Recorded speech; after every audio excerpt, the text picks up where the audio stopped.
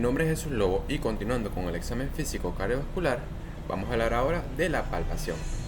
La palpación es la exploración táctil de la región anterior del tórax, cuyo objetivo va a ser percibir los movimientos de la superficie corporal generados por la actividad cardíaca. Entre los hallazgos de la palpación podemos encontrar el choque de la punta o latido apexiano, latidos anómalos, también vibraciones acústicas de gran intensidad como son los frémitos o los clics. La exploración debe realizarse con el paciente en decúbito dorsal, con la cabecera ligeramente elevada a unos 30 grados, colocándonos siempre a su derecha, además con el tórax completamente descubierto.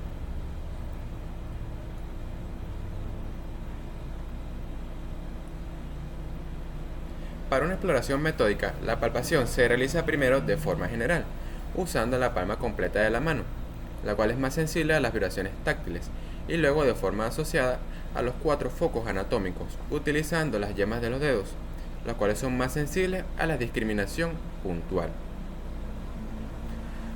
También con la superficie palmar de las bases de los dedos, colocándolos en el ápex y en el resto de las áreas, con el pulpejo de los dedos, para detectar y analizar las características de los latidos en todas las áreas cardíacas.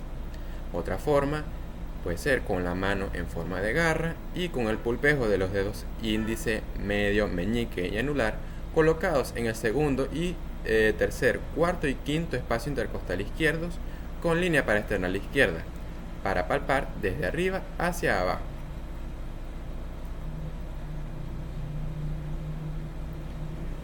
Entre los primeros hallazgos podemos encontrar el latido apexiano. Para palparlo, en primer lugar debemos colocar al paciente en decúbito supino. Vamos a colocar la palma de nuestra mano derecha sobre la región de la punta cardíaca o el ápex cardíaco. Esta se localiza en el quinto espacio intercostal izquierdo con línea medio clavicular. Aquí debemos, usando la yema de los dedos, buscar el choque de la punta. Una vez que lo localicemos, vamos a usar la yema de los dedos también, sobre todo el dedo índice y medio, para precisar su tamaño, que normalmente no debe ser mayor a 2 centímetros. Si no lo palpamos, podemos ayudarnos con la posición de pachón o decúbito lateral izquierdo. Esta posición ayuda a acercar la punta del corazón a la pared torácica, mejorando la sensación palpatoria y magnificándose los ruidos originados por la válvula mitral. Podemos observar la posición de pachón en la imagen inferior izquierda. Ahora, repasando, el latido apexiano se localiza en el quinto espacio intercostal izquierdo sobre la línea medio clavicular y su extensión no debe superar los 2 centímetros. Ahora, el latido apexiano puede presentar una serie de alteraciones en cuanto a su situación, intensidad, extensión y forma. En cuanto a su situación, este latido puede estar desplazado hacia la izquierda y hacia abajo, hacia la izquierda sin descender, o extrínseco, ya sea por tracción o propulsión. En caso de estar desplazado hacia la izquierda y hacia abajo, como por ejemplo en el sexto o séptimo espacio intercostal, el choque lo vamos a palpar descendido y alejado del esternón, lo cual nos indica una hipertrofia y dilatación del ventrículo izquierdo. Esto puede estar asociado a una insuficiencia aórtica mitral o una miocardiopatía dilatada. En caso de que esté desplazado hacia la izquierda sin descender, el choque se va a mantener en el quinto espacio intercostal, pero se va a desplazar lateralmente. Esto nos sugiere un crecimiento del ventrículo derecho, el cual va a empujar al ventrículo izquierdo. Puede estar asociado a una hipertrofia del ventrículo izquierdo o una hipertensión pulmonar crónica. En caso de que sea extrínseco, el corazón va a estar desplazado por patologías del espacio pleural o pulmonar. Como ejemplos de propulsión, tenemos el derrame pleural, neumotórax masivo contralateral. En caso de tracción, un ejemplo, la atelectasia o fibrosis pulmonar contralateral.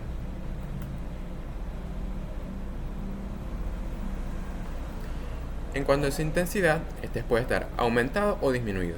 En caso de que esté aumentado, puede ser de corta duración o que esté sostenido. En el primer caso, que esté aumentado, también llamado el latido vivo o hiperkinético, va a ser un choque de gran amplitud pero de corta duración. Golpea la mano y se va a retirar rápidamente. donde lo podremos observar en estados hiperdinámicos como la fiebre, el ejercicio, la ansiedad o sobrecargas de volumen. En caso de que sea aumentado y sostenido, también llamado latido en cúpula de Barr, el choque va a ser intenso, amplio y prolongado. Él levanta firmemente los dedos durante casi toda la sístole.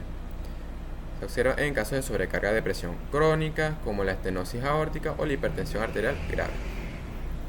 Por último, este puede estar disminuido o inaparente, donde el choque apenas va a ser perceptible o puede estar ausente.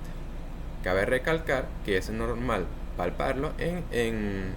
no palparlo en mayores de 40 años u obesos. Este puede estar dado por causas cardíacas u extracardíacas. En caso de que sea causas cardíacas, tendremos la insuficiencia cardíaca avanzada o un infarto agudo de miocardio. En caso de causas extracardíacas, tenemos por ejemplo la obesidad o el enfisema pulmonar. En cuanto a las alteraciones de la extensión, dijimos que la extensión normal la extensión normal es de 2 centímetros. Entonces, una alteración en cuanto al aumento de su superficie, vamos a hallar a la palpación un latido que abarca un área mayor de 2 a 3 centímetros, que son los habituales. Es decir, lo vamos a palpar en 2 o más espacios intercostales. Puede estar asociado a una dilatación ventricular izquierda severa. Y en cuanto a alteraciones en su forma o carácter, tendremos la más común, que es el latido doble, también llamado bifásico o disociado, en el cual mediante la palpación percibiremos 2 impulsos distintos durante el mismo ciclo cardíaco. Puede estar asociado a un doble choque sistólico, por ejemplo una miocardiopatía hipertrófica obstructiva, o un choque presistólico audible y palpable, que sería por ejemplo un reflejo de un cuarto ruido potente por la pérdida de distensibilidad del ventrículo. Otro de los hallazgos es el latido parasternal izquierdo. ¿Cómo lo podemos palpar? Colocamos la palma de la mano derecha sobre la región del ápex cardíaco, es decir, aproximadamente entre el tercer, cuarto, quinto espacio intercostal. Esta maniobra es conocida como la maniobra de Dressler. En condiciones normales no debe haber un impulso sostenido. Si sentimos que la mano es empujada con fuerza, que sería un signo de Dressler positivo, esto nos sugiere una hipertrofia del ventrículo derecho. ¿Qué ocurre? Que en condiciones normales el ventrículo derecho es una estructura de paredes delgadas que no tiene la fuerza suficiente para mover la pared del tórax. Sin embargo, cuando este es sometido a una sobrecarga de presión o de volumen, sus fibras musculares ellas se van a engrosar y el ventrículo se va a dilatar, desplazando al ventrículo izquierdo hacia atrás y chocando el ventrículo derecho directamente contra el esternón y los cartílagos portales izquierdos.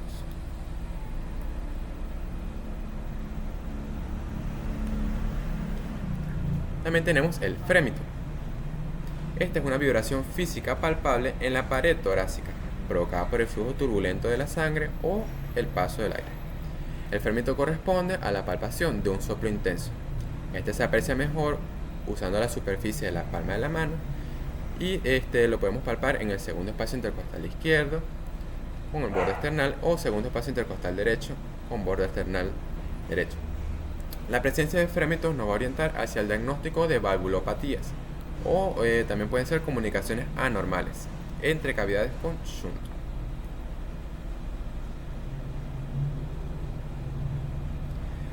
El frémito posee una clasificación cronológica de acuerdo a si coincide o no con el pulso carotidio. Se llamarán sistólicos si coinciden con el pulso carotidio. Tenemos por ejemplo en el caso de la estenosis aórtica con enfoco aórtico. Diastólicos si son posteriores al pulso carotidio, como por ejemplo en la estenosis mitral en el ápex. Continuos si ocupan ambos tiempos, como por ejemplo en la persistencia del conducto arterioso.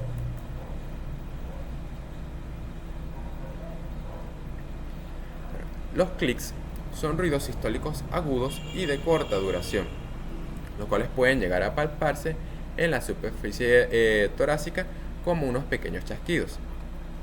Vamos a tener dos tipos de clics: los clics eyectivos y los clics no eyectivos. Los clics eyectivos van a ocurrir de manera temprana en la sístole, inmediatamente después del primer ruido. Puede estar esto debido a estenosis aórtica o pulmonar congénita, también por hipertensión de la arteria pulmonar o dilatación de la raíz aórtica. Por otro lado tenemos los clics no eyectivos, los cuales ocurren o pueden ocurrir a la mitad o al final de la sístole, a diferencia de los eyectivos. Este es un hallazgo clásico del prolapso de la válvula mitral. Aunque en algunos casos los clics se pueden llegar a palpar, esto no es lo más común. De acuerdo a varias literaturas, para que un clic sea palpable en el tórax del paciente, generalmente se deben cumplir dos condiciones. Primero, que el evento mecánico sea muy violento y que el paciente sea de contextura delgada.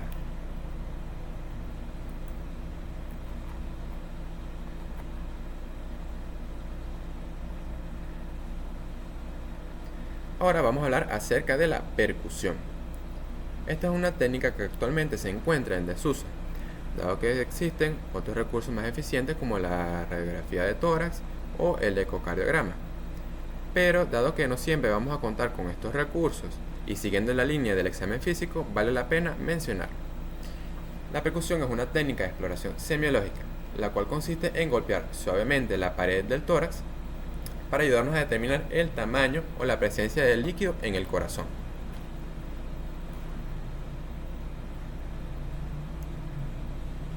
Esta es una técnica que es de gran utilidad clínica, ya que nos permite delimitar o estimar los bordes cardíacos y el tamaño general del corazón.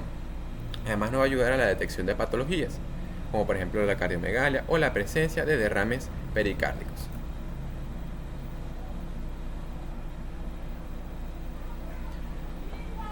Para poder realizarla, el paciente se debe encontrar acostado en decúbito dorsal, sentado o de pie.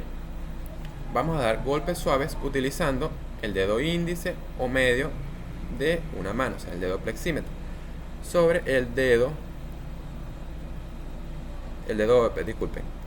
Vamos a dar golpes suaves utilizando el dedo percutor, que puede ser el índice o medio, sobre el dedo de la otra mano, que es el dedo plexímetro, apoyado en el tórax.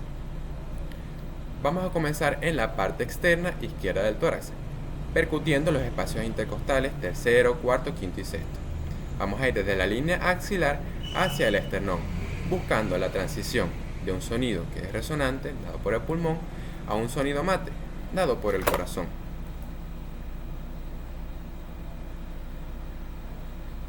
Y aquí tenemos un esquema que refleja todo lo que involucra la percusión cardíaca. Las ventajas de la percusión cardíaca tenemos que es rápida y de bajo costo. Nos ayuda a evaluar el tamaño y forma in situ. También nos sirve, como ya mencionamos antes, para identificar derrames pericárdicos y va a complementar la auscultación. Algunos limitantes en la percusión serán la obesidad y pared costal gruesa, en casos de enfisema pulmonar por hiperresonancia, pacientes que tengan deformaciones torácicas como la cifoescoliosis o un tamaño cardíaco pequeño, lo cual nos va a dificultar la delimitación.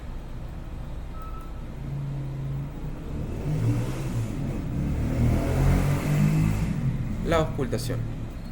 Esta requiere un método riguroso, un ambiente silencioso y un entendimiento nítido de la física acústica que hay detrás del estetoscopio. La auscultación cardíaca es la técnica exploratoria que consiste en escuchar los fenómenos acústicos generados por la actividad mecánica del corazón, sean cierre de válvulas, apertura de las válvulas, flujo sanguíneo y vibraciones miocárdicas. Para realizarla de forma óptima, el estetoscopio cuenta con dos piezas clave en su cabezal. Tendremos el diafragma o membrana rígida y la campana o pieza cóncava vacía. El diafragma está diseñado para captar altas frecuencias o tonos agudos. Se debe presionar firmemente contra la piel del paciente. Este va a ser ideal para escuchar el primer y segundo ruido cardíaco y la mayoría de los soplos sistólicos y diastólicos. La campana, ella está diseñada para captar bajas frecuencias o tonos graves. Se debe colocar con suavidad sobre la piel, apenas apoyándola para sellar el contorno sin ejercer presión, dado que si nosotros presionamos con fuerza, la piel del paciente se estira y va a actuar como un diafragma, filtrando los tonos graves. Este va a ser indispensable para identificar el tercer y cuarto ruido, así como el retumbo diastólico en la estenosis mitral.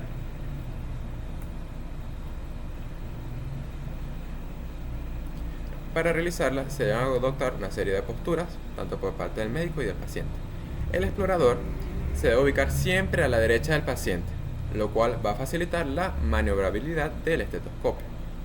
Las olivas deben apuntar hacia adelante para garantizar un correcto sellado acústico y debe mantener una posición cómoda, además de evitar el roce de los túbulos o de los tubos para evitar la formación de artefactos sonoros.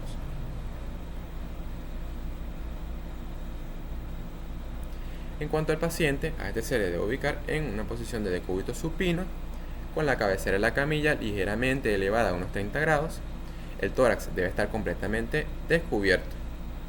También tenemos una serie de posiciones especiales, como pueden ser la posición de pachón o decúbito lateral izquierdo, la cual acerca la punta del corazón a la pared costal.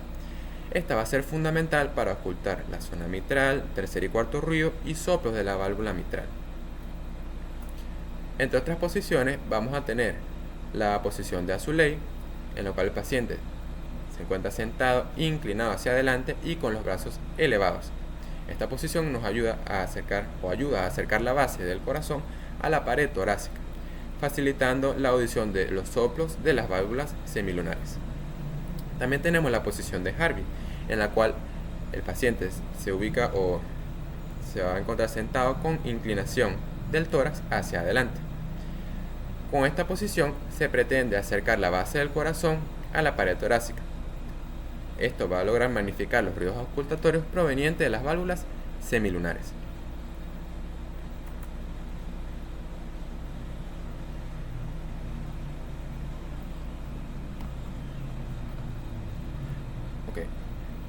Los sonidos de las válvulas no se escuchan mejor directamente sobre su proyección anatómica, sino va a ser en los sitios hacia donde se transmite mejor el flujo, o hacia donde se transmite el flujo sanguíneo.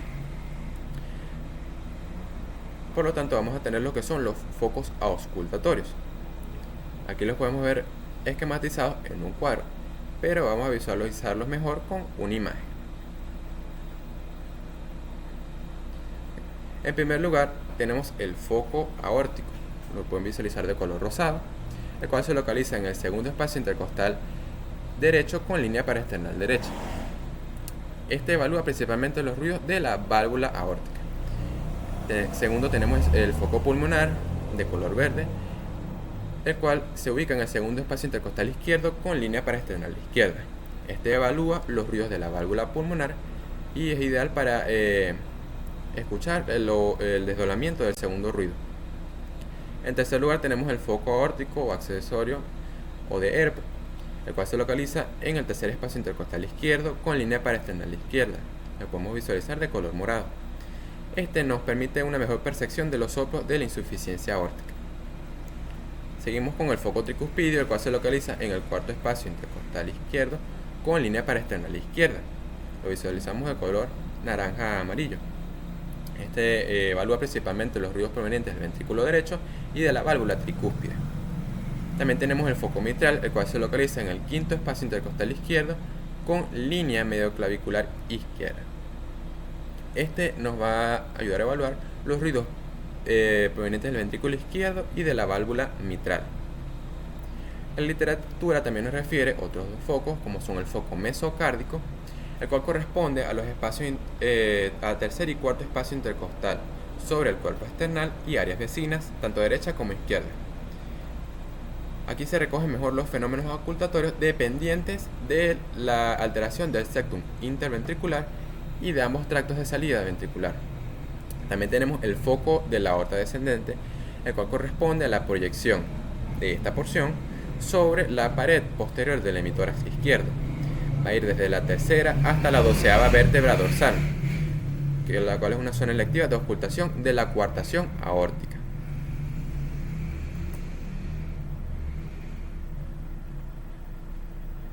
Para no omitir ningún hallazgo, la ocultación debe ser metódica y seguir una serie de pasos lógicos. En primer lugar, tenemos el establecer un orden sistemático o zonificación. Podemos empezar desde la base del corazón hacia la punta, yendo desde el foco aórtico, pulmonar, de ERP, tricúspide y mitral, o viceversa. Lo importante va a ser repetir el mismo patrón con cada paciente. En segundo lugar, identificar el ritmo y la frecuencia, también llamado sincronización. Identificamos el primer ruido, el segundo ruido y podemos palpar simultáneamente el pulso carotidio si tenemos dudas, dado que el ruido que coincide con la onda de pulso va a ser siempre el primer ruido. En tercer lugar, vamos a tener el concentrarse en los silencios.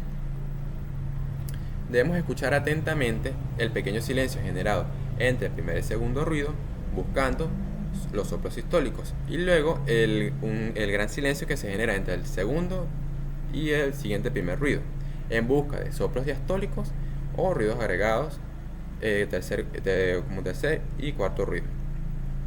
Por último, tenemos modificar con la respiración, para lo cual nos podemos ayudar con la maniobra de Rivero-Carballo. ¿Qué vamos a hacer? Le vamos a pedir al paciente que inspire profundamente y lo vamos a auscultar. ¿Qué ocurre? Que durante la inspiración profunda va a haber una disminución de la presión intratorácica, lo cual produce un aumento del retorno venoso, magnificándose los ruidos provenientes del corazón derecho, de la válvula tricúspide y pulmonar. También esto nos sirve para, mediante esta maniobra, aumenta la intensidad del frote pericárdico y el desdoblamiento del segundo ruido.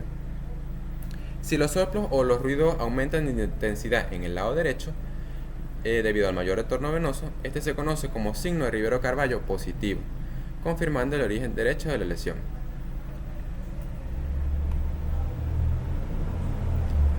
Ahora, debemos tener en cuenta que la auscultación no se trata de escuchar todo al mismo tiempo. En cada foco debemos aislarnos mentalmente y enfocarnos en una sola cosa al mismo tiempo. Primero el ritmo, luego el primer ruido, segundo ruido y por último determinar la presencia de ruidos agregados o soplos.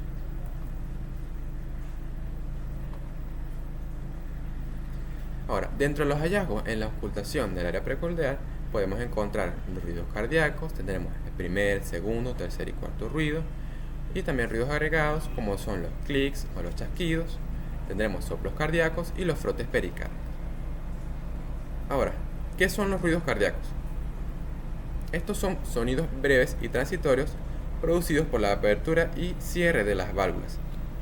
Estos se pueden dividir en sistólicos y diastólicos. Ahora, el primer ruido. Este marca el inicio de la sístole ventricular. Este se produce fundamentalmente por la vibración asociada al cierre de las válvulas auriculoventriculares, la mitral y la tricuspidia. Esto ocurre cuando la presión dentro de los ventrículos supera a la de las aurículas al inicio de la contracción isovolumétrica. Este primer ruido va a tener un doble componente valvular, uno mitral y uno tricuspidio. Va a ser un ruido que es de alta frecuencia y el componente mitral se va a oír primero. Además, su intensidad va a ser mayor al tricuspidio. Este primer ruido nos aporta información directa sobre la fuerza de contracción miocárdica y el estado de las válvulas auriculoventriculares. Ahora, el primer ruido lo vamos a percibir, o se percibe, más grave, ya que su tono es sutilmente más bajo y de mayor duración que el segundo ruido. Lo vamos a escuchar con mayor intensidad en el área apical o el foco mitral. Y lo vamos a ocultar con el diafragma, debido a su tono que es agudo, pero va a ser ligeramente más grave que el segundo ruido. Y tiene una duración que va desde 0.08 hasta 0.16 segundos. Ahora, este primer ruido puede tener una serie de variaciones. Vamos a tener un primer ruido fuerte, débil o cambiante. Como ejemplo, un primer ruido fuerte. Tendremos estados circulatorios hiperkinéticos como el caso de fiebre, ejercicio, hipertiroidismo, por la taquicardia y contractibilidad aumentada. También tenemos casos de comunicación interauricular o interventricular. También en casos donde hay un intervalo PR corto, dado que los ventrículos se contraen inmediatamente después de la sístole auricular, cuando las válvulas todavía están muy separadas y en el fondo del ventrículo, generando un trayecto que va a ser de cierre largo y sonoro. También tenemos ejemplos de primer ruido débil, por ejemplo la insuficiencia mitral, donde las válvulas no coactan o están destruidas, por lo que falta el componente de tensión e impacto hidráulico del cierre. También tenemos un intervalo PR prolongado, bloqueo auriculoventricular de primer grado, dado que da tiempo a que las válvulas floten hacia arriba y estas se aproximan lentamente de forma pasiva antes de que empiece la sístole. Como resultado, el recorrido de cierre final va a ser mínimo, disminuyendo el sonido.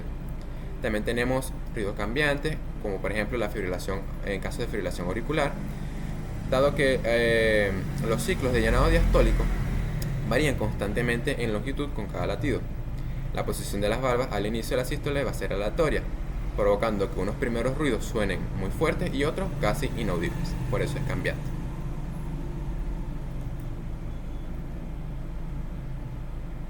Ahora aquí tenemos esquematizado cada uno de los distintos, el primer ruido y cada una de sus variantes, el primer ruido aumentado, disminuido y el desdoblamiento del primer ruido, del cual hablaremos a continuación.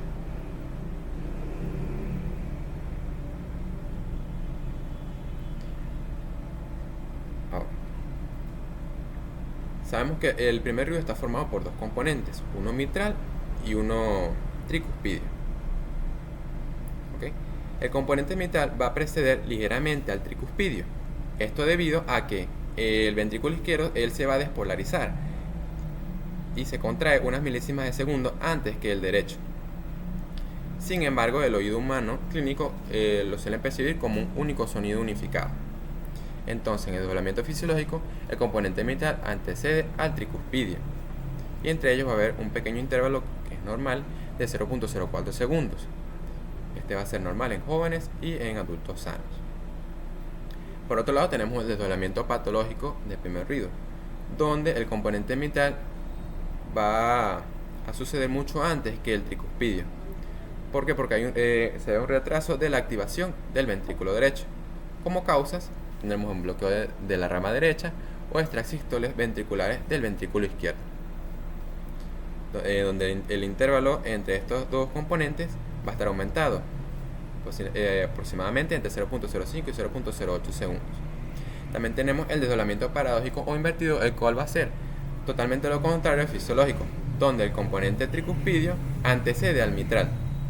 Esto se debe o se puede ver a un retraso de la activación del ventrículo izquierdo. Tenemos por ejemplo una estenosis mitral severa o bloqueo de la rama izquierda.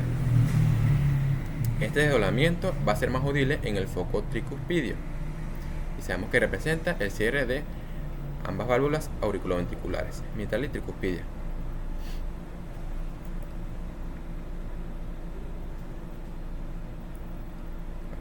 El segundo ruido. El segundo ruido se debe al cierre de las válvulas sigmoideas, es decir, aórtica y pulmonar. Va a ser un ruido que es de alta frecuencia, lo vamos a ocultar con el paciente sentado e inclinado hacia adelante, facilitándose su ocultación en los focos pulmonares y aórticos, sin alterar el ritmo respiratorio. Sabemos que el segundo ruido cardíaco se produce al inicio de la diástole ventricular.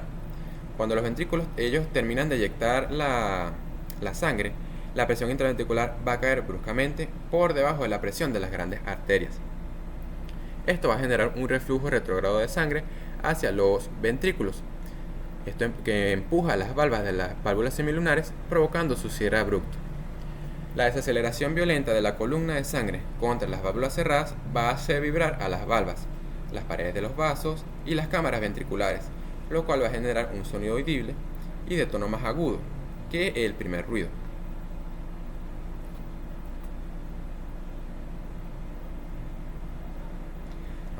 El segundo ruido también puede presentar variaciones en cuanto a su intensidad, puede ser fuerte o débil, y tendremos el desdoblamiento del segundo ruido. Ejemplos de segundo ruido aumentado de intensidad o fuerte: hipertensión arterial o pulmonar.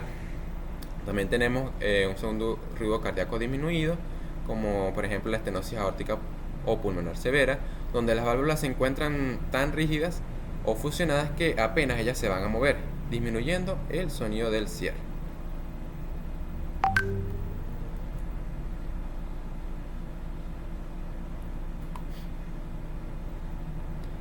Ahora, sabemos que el segundo ruido va a estar formado por dos componentes, un componente aórtico y un componente pulmonar. En componente aórtico siempre va a preceder al pulmonar. debido a que el ventrículo izquierdo él termina su eyección ligeramente antes que el ventrículo derecho. Ahora, ¿qué ocurre? En condiciones normales, la relación temporal entre el componente aórtico y pulmonar va a cambiar de acuerdo al ciclo respiratorio. Durante la expiración, las presiones torácicas están normalizadas.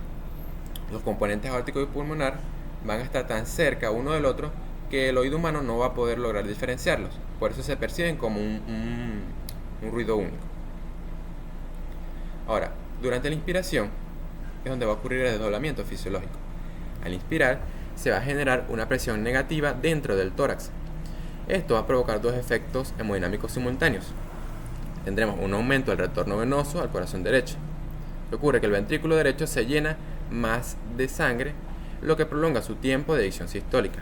Por lo tanto, la válvula pulmonar va a tardar más tiempo en cerrarse, retrasando el componente pulmonar. En segundo lugar, tenemos retención de sangre en el lecho vascular pulmonar, dado que al expandirse los pulmones, la sangre se va a quedar momentáneamente retenida en ellos, disminuyendo ligeramente el llenado ventricular izquierdo. Esto va a hacer que se termine de eyectar más rápido y se adelante levemente al componente aórtico. Entonces, al alejarse el componente aórtico del pulmonar, la separación se va a volver audible. Esto es lo que se conoce como el desdoblamiento fisiológico del segundo ruido. Entonces, en resumen, durante la inspiración, los componentes aórtico-pulmonar se separan o se van a separar cronológicamente y el oído humano los va a percibir como dos sonidos distintos. Y durante la expiración, los componentes se van a volver a acercar y el segundo ruido lo vamos a escuchar nuevamente como un componente único. Ahora tenemos otro caso que es el desdoblamiento patológico o fijo. Aquí los componentes aórtico y pulmonar se encuentran permanentemente separados y esta distancia no va a cambiar en lo absoluto ni con la expiración ni con la inspiración. Se va a mantener fijo.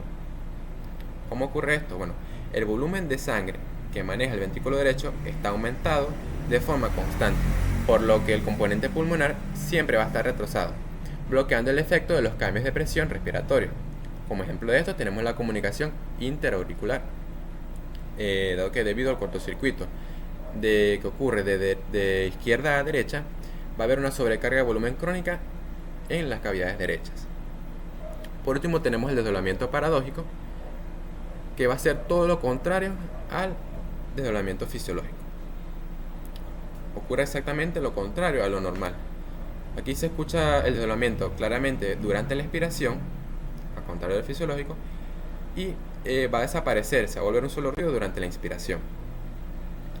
Esto ocurre porque existe un retraso severo entre el vaciamiento del ventrículo izquierdo, lo que hace que el componente aórtico ocurra normalmente tarde, situándose después del componente pulmonar. Es decir, vamos a tener un orden invertido. Entonces, en resumen, en la expiración van a estar separados. Se va a abrir el componente pulmonar primero y el aórtico después. En la inspiración, o al inspirar, el retraso fisiológico normal del componente pulmonar hace que éste se mueva hacia la derecha, alcanzando al componente aórtico que se encuentra retrasado, y se van a fusionar en un solo sonido audible. Como causas tenemos, por ejemplo, en la imagen, el bloqueo de la rama izquierda, o en caso de estenosis aórtica severa, donde ocurre una obstrucción mecánica que prolonga de sobremanera la eyección del ventrículo izquierdo.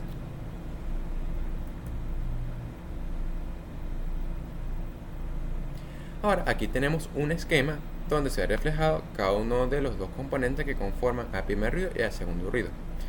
Sabemos que tanto el primer ruido como el segundo ruido son de tonos o frecuencias altas. Sin embargo, el primer ruido va a ser un poco más grave que el segundo ruido, pero ambos lo vamos a seguir ocultando con el diafragma del estetoscopio.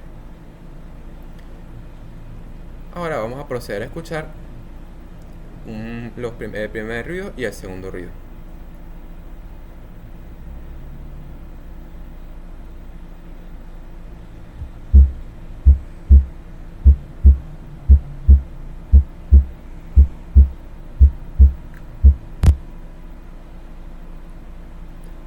Ahora vamos a proceder a escuchar el segundo ruido con su desdoblamiento fisiológico que ocurre en la inspiración.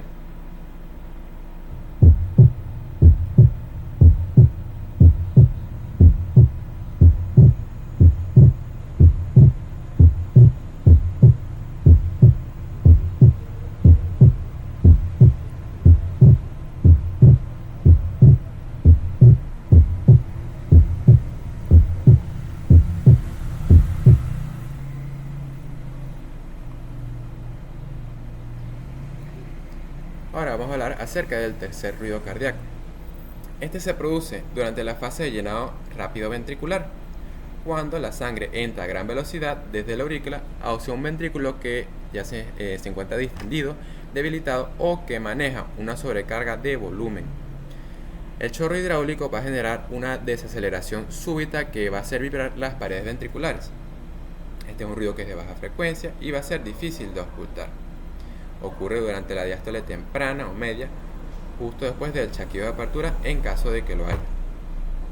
Este va a ser un sonido sordo y apagado. Como es de baja frecuencia, lo vamos a ocultar con la campana del estetoscopio. Y lo vamos a escuchar con mayor intensidad en el ápex o foco mitral con la posición de pachón.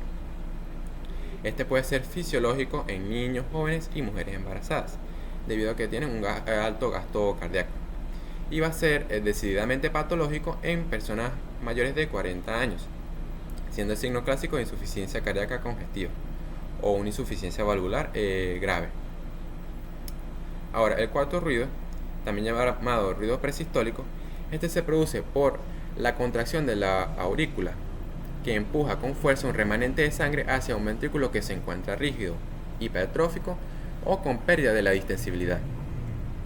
La resistencia al llenado va a generar vibraciones de baja frecuencia grave en la pared ventricular. Este va a ocurrir durante la diástole tardía, inmediatamente antes del primer ruido, como podemos observar en la imagen.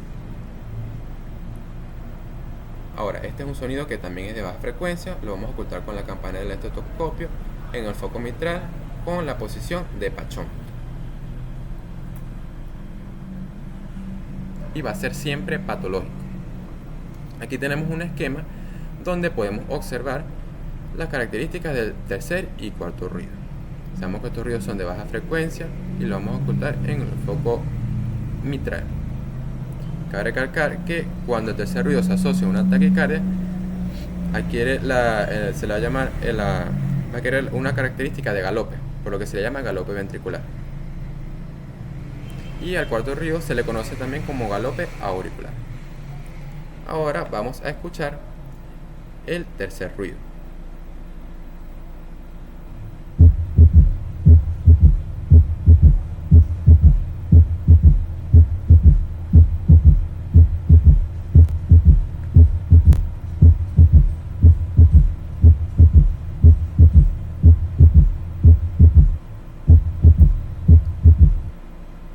Ahora vamos a escuchar cómo se escucha el cuarto ruido.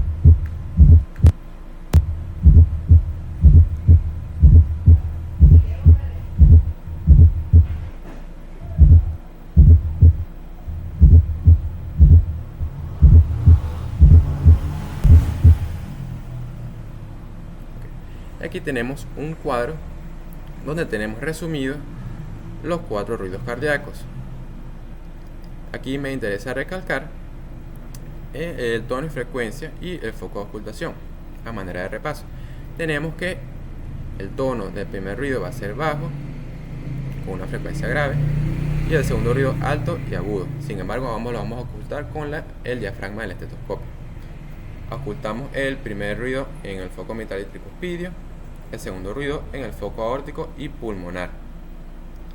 El tercer ruido y el cuarto ruido los vamos a ocultar en el foco mitral con el paciente en decúbito lateral o la posición de pachón.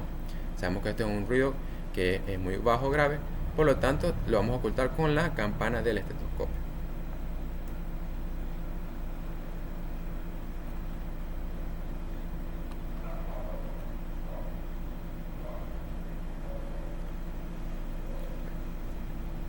Los clics, que estaríamos hablando de ruidos agregados, son sonidos cardíacos anormales, breves y de alta frecuencia, los cuales ocurren durante la sístole o sístole temprana. Y esto nos indica una patología valvular o vascular. En primer lugar tenemos los clics eyectivos, lo cual este es parecido al sonido que se produce cuando se hacen sonar las uñas cerca del oído. Este se debe a la dilatación brusca de las arterias aorta y pulmonar, o ya sea por cambios estructurales de las válvulas sigmoideas. Como ejemplo tenemos la estenosis aórtica pulmonar, o dilatación de la aorta o de la pulmonar. El clic no eyectivo, que es un tipo de clic, como mencionamos anteriormente, sistólico medio o tardío, Se debe a cambios estructurales de las válvulas auriculoventriculares. Lo vamos a ocultar al final de la sístole. Y lo podemos oír en la estenosis en casos de estenosis mitral o prolapso de la válvula mitral. Y tenemos aquí reflejado en la imagen un fonocardiograma normal y uno con clics. Entonces podemos observar el clic eyectivo de color amarillo y el clic no eyectivo, que puede ser sistólico medio o tardío. Cabe recalcar que también se menciona que los clics eyectivos, al poseer, va a haber dos tipos de clic eyectivos, uno aórtico y uno pulmonar. El aórtico lo vamos a escuchar en el foco aórtico y en el ápex, y este no cambia con la respiración.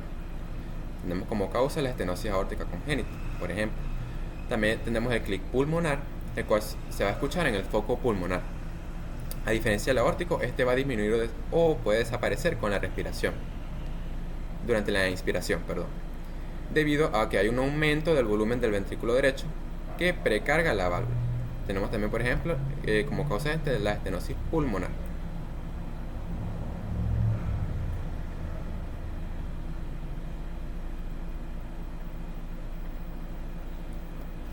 Los chasquidos. Estos son sonidos de alta frecuencia que son más graves que los clics, pero ellos ocurren después del segundo ruido, es decir, van a ser protodiastólicos. ¿Qué ocurre? El chasquido de apertura ocurre cuando la válvula mitral está estenosada, rígida, pero aún se encuentra móvil.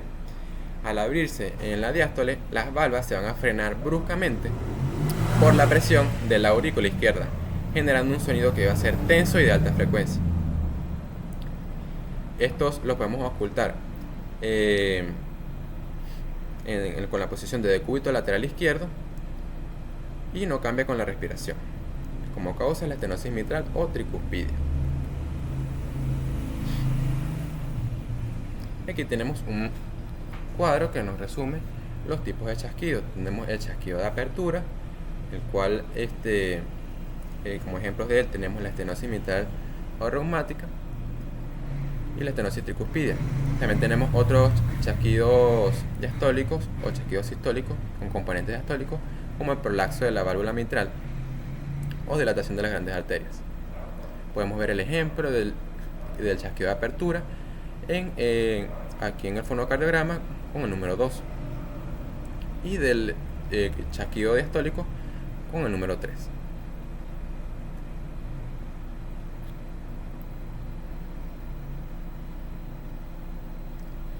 Y para recalcar que el foco mitral va a ser el mejor lugar para ocultar el chasquido de apertura mitral.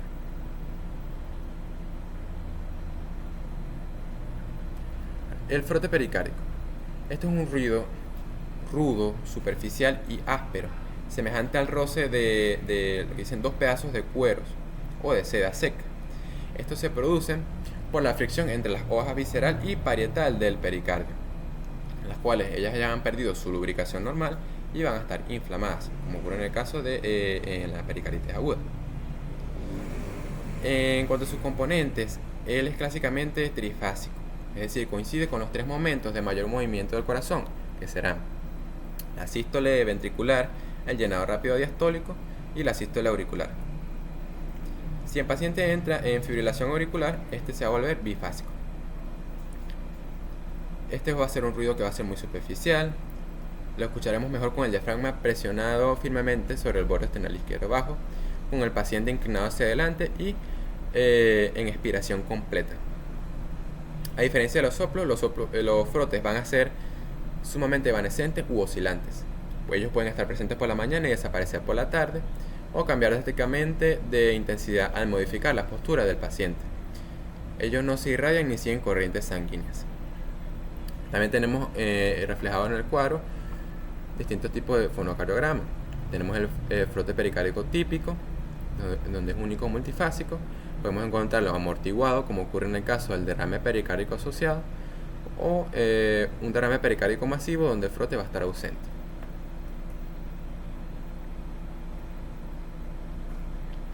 Como mencionamos anteriormente, el frote pericárdico va a tener tres componentes: uno sistólico, uno protodiastólico y uno presistólico. El componente sistólico es el más frecuente y se puede ubicar en cualquier parte de la sístole.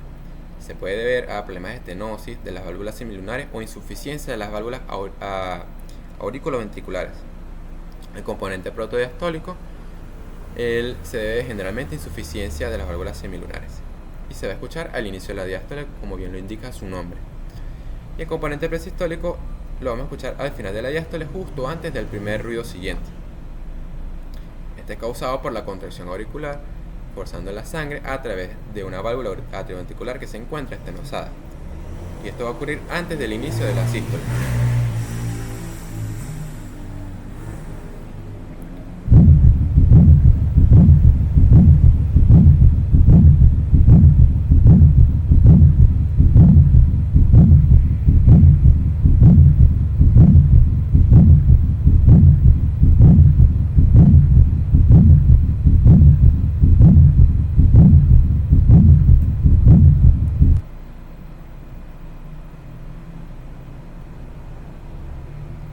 Ahí podemos escuchar como se escuchado un frote pericardio.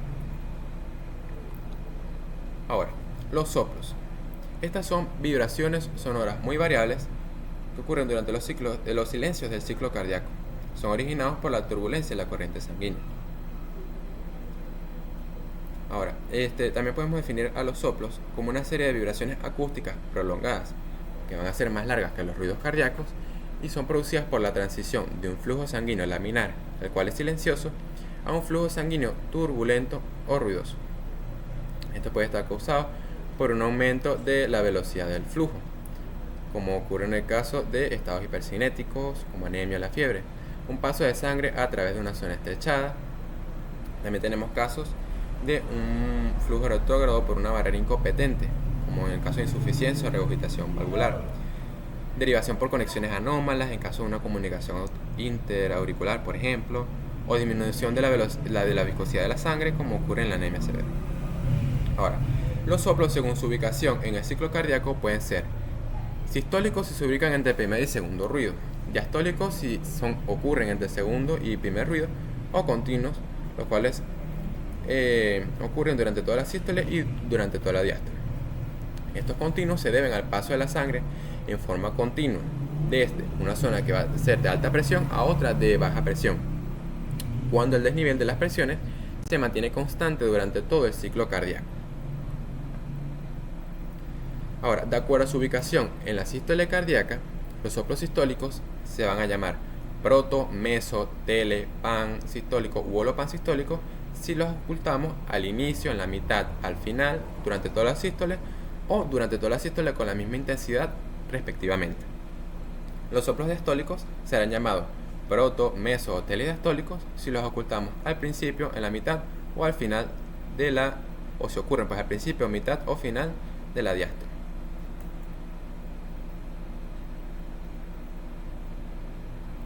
Aquí tenemos de manera esquematizada cada uno de los soplos sistólicos y diastólicos, comenzando desde arriba hacia abajo: el soplo sistólico, proto, meso, telediastólico y holo o pan sistólico, y los diastólicos desde arriba hacia abajo: proto, meso y telediastólico, y por último un esquema de un soplo holo o pan diastólico. Aquí tenemos un esquema más colorido de los soplos y para que puedan observar el soplo continuo que sucede durante toda la sístole y durante toda la diástole. Dentro de sus características tenemos que estos pueden ir increyendo, indecreyendo, creyendo, decreyendo, o pueden encontrarse de manera sostenida.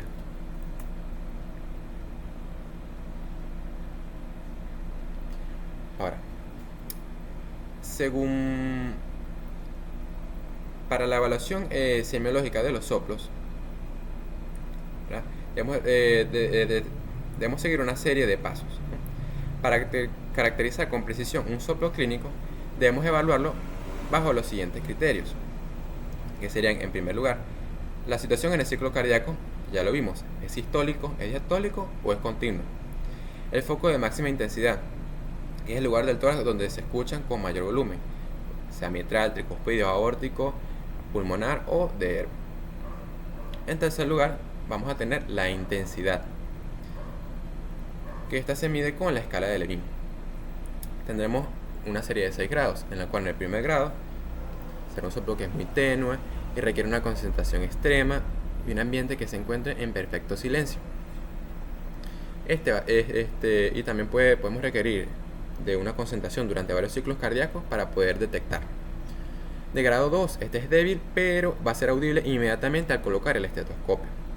Grado 3 va a ser moderadamente fuerte y claramente audible, pero no va a haber frémitos. A partir del cuarto grado es que van a aparecer los frémitos. Va a ser un soplo fuerte asociado al frémito, que es la vibración palpable, como ya dijimos, en la pared del tórax. De grado 5, un soplo que es muy fuerte, se escucha apenas apoyando el borde del estetoscopio. Y por último, un grado 6, un soplo que es tan fuerte que va a ser audible inclusive sin que el estetoscopio toque la piel. También tenemos otra característica de los soplos, que es el tono y el timbre. Ellos pueden ser, en cuanto al tono, agudos o graves. En cuanto al timbre, el timbre de un soplo pues va a ser la cualidad o textura del sonido producido por la turbulencia de la sangre. Esto nos va a permitir identificar la causa subyacente del soplo y la afección valvular. Ahora, estos timbres pueden ser áspero, que es similar al sonido de una lija, como ocurre en el caso de la estenosis valvular; musical, que es de un tono agudo, semejante al sonido de una gaviota o a la cuerda de una guitarra, como ocurre en el caso de la insuficiencia mitral; aspirativo, si es un sonido suave y continuo, parecido al viento o a una exhalación, como ocurre en el caso de la insuficiencia aórtica. También tenemos que puede ser en maquinaria, que va a ser un sonido continuo y áspero, que nos va a recordar al motor de un tren o una máquina de vapor. Este es el sello distintivo de la persistencia del conducto arterioso. También tenemos la configuración, que ya la mencionamos, que puede ser en creciendo, decreciendo, creciendo, decreciendo. Y por último, la irradiación, que es hacia dónde viaja el sonido siguiendo la dirección de la corriente sanguínea.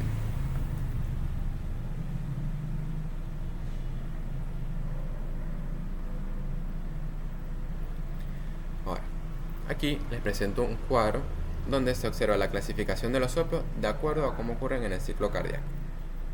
Estos pueden ser sistólicos, diastólicos o continuos. Los sistólicos se dividen de acuerdo al momento en el que ocurren dentro de la sístole. Tendremos soplo de eyección y de regurgitación. Los soplos de eyección, que van a ser creciendo, decreciendo, ellos van a empezar un instante después del primer ruido. Alcanzan su máximo a la mitad de la sístole y terminan antes del segundo ruido. Tenemos, por ejemplo, el caso de la estenosis aórtica. Al ser estenosis aórtica la vamos a ocultar en el foco aórtico. Este se irradia hacia las carótidas y el hueco supraesternal. Su timbre va a ser rudo y rasposo. También tenemos la estenosis pulmonar, donde lo ocultaremos en el foco pulmonar, y este se irradia hacia la fosa infraclavicular izquierda. También en esta clasificación entran los soplos fisiológicos o inocentes, que veremos más adelante, donde estos son comunes en jóvenes y atletas. Estos siempre van a ser sistólicos de eyección, suaves, de grado 1, 2 o 6, y nunca se asocian a patología estructural. Por otro lado, tenemos los soplos de regurgitación, que a diferencia de la eyección, ellos van a ocurrir inmediatamente con el primer ruido y van a borrar o cubren al segundo ruido. Ellos suelen tener una configuración en meseta o plana. Por ejemplo, tenemos la insuficiencia mitral, que ocultaremos en el foco mitral, irradiándose clásicamente hacia la axila izquierda, que posee un timbre soplante o en chorro de vapor. También tenemos, por mencionar, la insuficiencia tricuspidia, que la ocultaremos en el foco tricuspidio, y esta se irradia hacia el borde esternal derecho. Aumente con la inspiración profunda, que es el signo de Rivero-Carballo positivo. Por otro lado, tenemos los soplos diastólicos. En primer lugar, tenemos los soplos de regurgitación. Estos ocurren inmediatamente después del segundo ruido, o en la diástole temprana. Son de alta intensidad y van a decaer progresivamente. Van a ser soplos que son de alta frecuencia, por lo tanto los vamos a ocultar con el diafragma del estetoscopio. Por ejemplo, tenemos la insuficiencia aórtica. Se percibe mejor en el foco aórtico accesorio o de ERP. El paciente se va a encontrar sentado e inclinado hacia adelante en expiración forzada, y su timbre es aspirativo. También vamos a tener los soplos de llenado, donde ellos inician después de un corto silencio tras el segundo ruido, coincidiendo con el llenado rápido o al final de la diástole, que serían presistólicos. Son soplos que van a ser de baja frecuencia, por lo tanto los vamos a ocultar con la campana del estetoscopio. Ahora, por ejemplo, tenemos la estenosis mitral. La ocultaremos en el foco mitral con la posición de Pachón. Este se caracteriza porque inicia con un chasquido de apertura, seguido de un retumbo diastólico decreciente, y termina con un refuerzo presistólico junto antes del primer ruido. También tenemos el caso de la estenosis tricuspidia, que lo detallaremos más adelante. Por último tenemos los soplos continuos. Como ejemplo tenemos la persistencia del conducto arterioso. Estos soplos ocupan toda la sístole y se prolongan sin interrupción a través del segundo ruido hacia toda o parte de la diástole. En el caso de la persistencia del conducto arterioso, este se escucha mejor en la región infraclavicular izquierda y va a sonar de forma continua imitando el andar de una locomotora.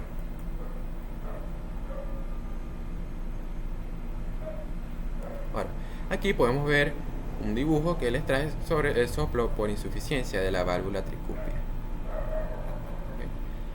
Este es un soplo, como bien podemos recordar, sistólico regurgitante. La ocultaremos en el foco tricuspidio, irradiándose hacia el borde esternal derecho. Este aumenta con la inspiración profunda, dándonos un signo de Carballo positivo. Es un soplo que es de tipo holosistólico y bueno, se debe al flujo retrógrado se produce por un flujo retrógrado hacia la aurícula derecha. Ahora también tenemos el soplo por insuficiencia de la válvula aórtica. Este, a diferencia del que ya les acabo de mencionar, es un soplo diastólico de regurgitación. Este se produce por un flujo retrógrado hacia el ventrículo izquierdo. Lo vamos a ocultar en el foco aórtico. Es un soplo que es diastólico, como ya les mencioné, y va a ir en decreciendo. Y su timbre va a ser aspirativo.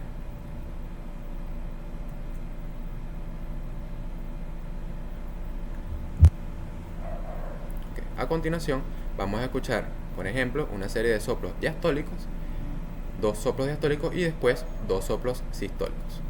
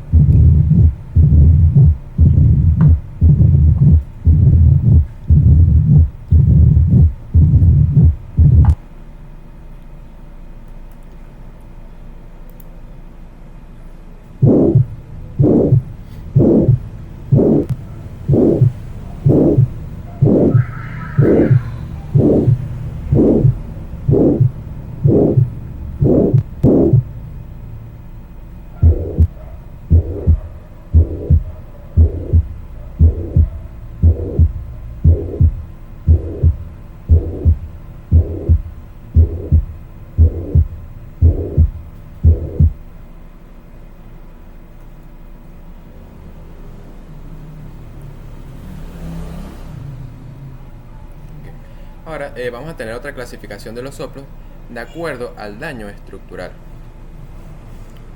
Estos pueden ser soplos sin daño estructural y soplos con daño estructural. Soplos con daño estructural tenemos dentro de esto los soplos funcionales o inocentes. Hay literaturas que los consideran como uno solo y hay otras literaturas que los consideran como soplos separados. Ya veremos adelante por qué esta divergencia. Ahora, los soplos, un soplo inocente es un soplo que ocurre en un corazón estructural y funcionalmente sano. Este se produce simplemente por las características dinámicas y la velocidad del flujo sanguíneo dentro de un tórax que es joven o delgado. Este es completamente benigno. Ahora, el soplo funcional o secundario o por sobrecarga, esto ocurre en una estructura valvular que anatómicamente es normal, esto es lo importante, pero que se vuelve incompetente o ruidoso debido a una causa extracardíaca o sistémica, como por ejemplo un estado hipercinético como la anemia o por la dilatación de una cavidad cardíaca. Tenemos por ejemplo un ventrículo que se agranda y se produce un estiramiento del anillo de una válvula sana.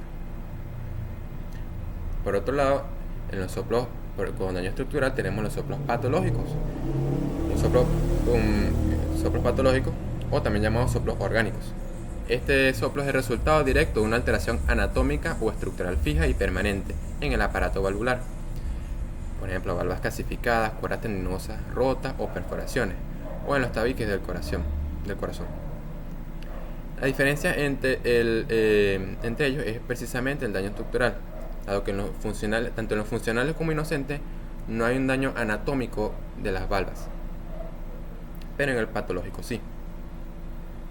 Pero cabe recalcar que las valvas en el soplo funcional, a pesar de que anatómicamente están normal, ellas se vuelven incompetentes o ruidosas por una causa que va a ser extracardíaca. A manera de repaso, tenemos que los soplos funcionales o inocentes siempre son sistólicos. Son de intensidad aproximadamente de grado 1 y 2. Nunca tienen frémitos. Se modifican con la respiración y los cambios de posición. Aumentan con la intensidad después del ejercicio. Y en cuanto a los patológicos u orgánicos, ellos pueden ser de gran intensidad, de grado 3 y 4. Ellos poseen frémitos y no desaparecen con los cambios de posición. Y tenemos que los soplos diastólicos habitualmente son orgánicos.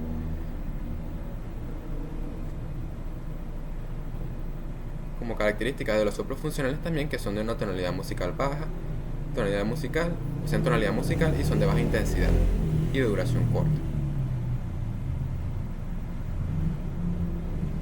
Ahora, aquí les traigo un cuadro comparativo entre las diferentes características de los soplos cardíacos de acuerdo al daño estructural. Sabemos que entonces que en el soplo inocente la estructura valvular se va a encontrar completamente sana. En el soplo funcional va a estar anatómicamente sana, pero va a estar afectada por factores externos. En el soplo orgánico va a estar anormal, dañada o deformada. Los inocentes se dice que siempre son sistólicos. Y que los funcionales habitualmente casi siempre son sistólicos. En cambio, los orgánicos pueden ser tanto sistólicos como diastólicos o continuos. En cuanto a la intensidad, los inocentes pueden ser grado 1 o 2, no mayores de 3. Los funcionales de 2 a 3 y los orgánicos grado 4, 5 o hasta 6. Los soplos inocentes y los funcionales no presentan frémitos. En los funcionales es muy raro que lo presenten, pero los soplos orgánicos están frecuentemente asociados a los frémitos. Y en cuanto a su irradiación, para mencionar aquí lo más importante, tenemos que en los inocentes está muy localizada, no se irradia a las carótidas ni a la axila. En los funcionales es de escasa o nula irradiación, y en los soplos orgánicos hay una irradiación clásica, que sigue el flujo de sangre, por ejemplo la carótida o axila. Ahora, en cuanto a la modificación con las posturas, el soplo inocente, este cambio desaparece notablemente al sentar al paciente o al realizar algún tipo de maniobra. Los funcionales varían según se corrija la causa subyacente, por ejemplo al tratar una anemia. En cambio, el orgánico va a ser permanente y fijo. Y las maniobras pueden cambiar su intensidad, pero no lo borran.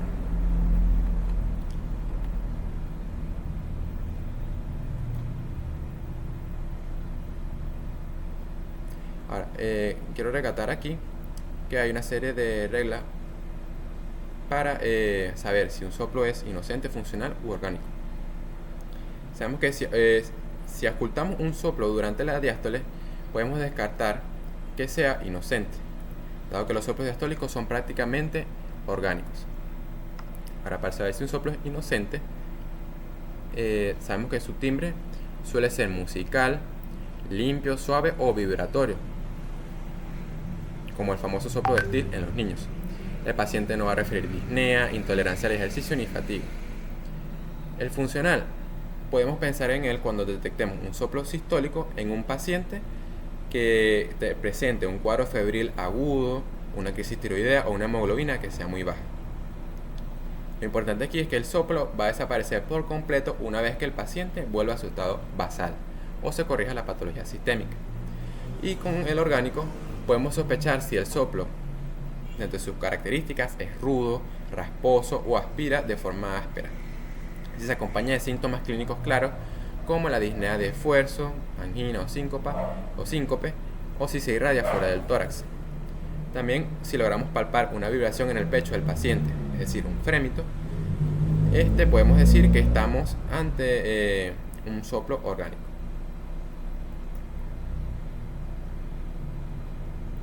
Y aquí, bueno, representamos mediante unos fonocardiogramas los ruidos normales y ruidos cardíacos anormales.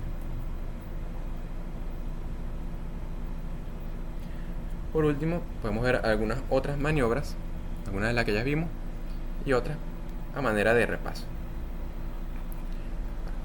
Tenemos en primer lugar la maniobra de Rivero-Carballo. Mediante esta maniobra le vamos a solicitar al paciente que inspire profundo y de manera lenta. Ocurre que durante la inspiración ocurre disminución de la presión intratorácica, por lo cual va a aumentar el retorno venoso al corazón derecho, produciéndose un aumento en el volumen de eyección del ventrículo derecho. Y los soplos sistólicos de eyección pulmonar los podemos ocultar de una mejor manera. Cabe recalcar que con esta maniobra, al realizar la inspiración profunda, también aumenta la intensidad del frote pericárdico y del desdoblamiento del segundo ruido. En cambio, con la maniobra de Valsalva, aquí le indicamos al paciente expirar profundamente. O sea, que él inspire profundamente y luego que puje o intente expirar con la glotis cerrada. Aquí se produce lo contrario con la maniobra Rivero-Carballo, un aumento sostenido en la presión intratorácica, lo cual hace que aumente el volumen de eyección en el ventrículo derecho, en el que disminuya,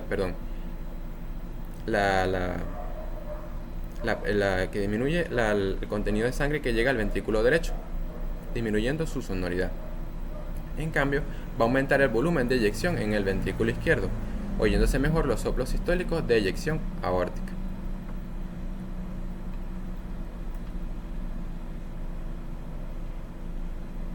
Y por último repasamos la maniobra de Pachón, la cual es una técnica de expresión física usada para mejorar la palpación y ocultación del choque de punta o latido apexiano.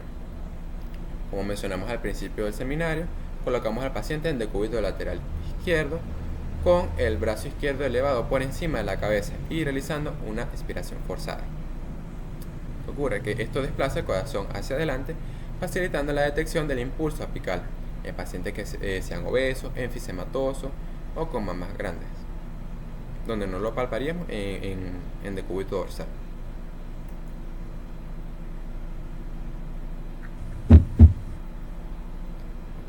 Ahora vamos a hacer un repaso auditivo de todos los ruidos y soplos cardíacos.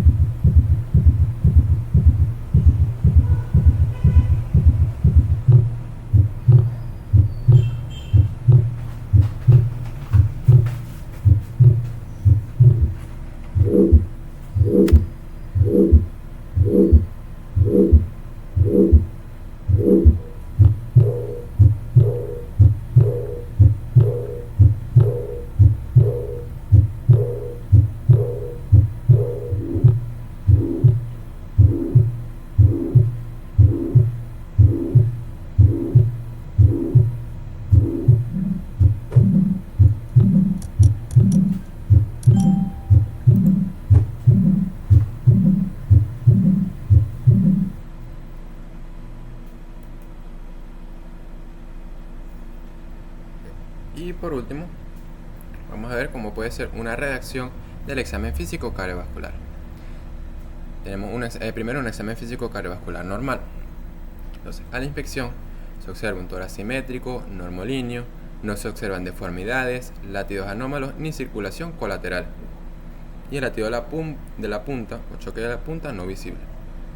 A la palpación, latido de la punta palpable en el quinto espacio intercostal izquierdo con línea medioclavicular de amplitud e intensidad normales que no exceden un área de 2 centímetros.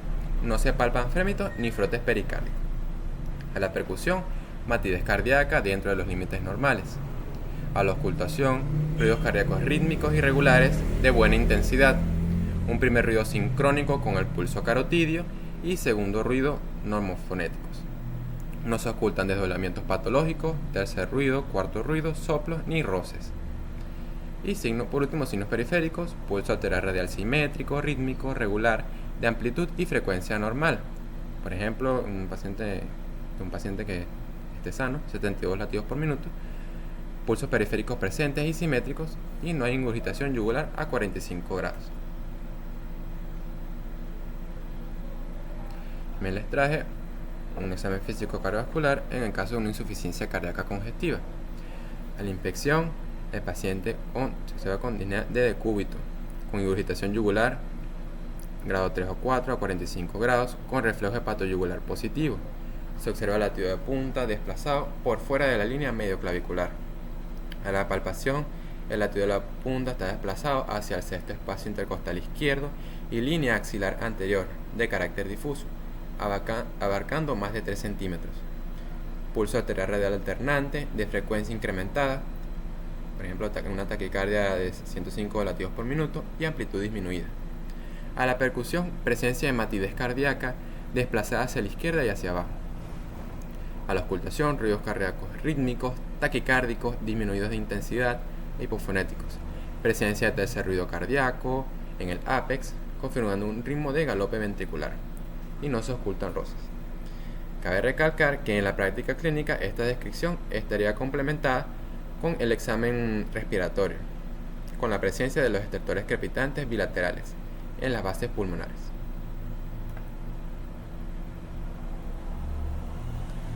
Bueno, aquí presentamos la bibliografía utilizada para realizar el seminario. Y finalizamos con una frase de René Laennec que nos dice que el estetoscopio nos enseñó que la medicina requiere oído, ritmo y armonía, y escuchar es el primer acto de curar. Muchas gracias por su atención.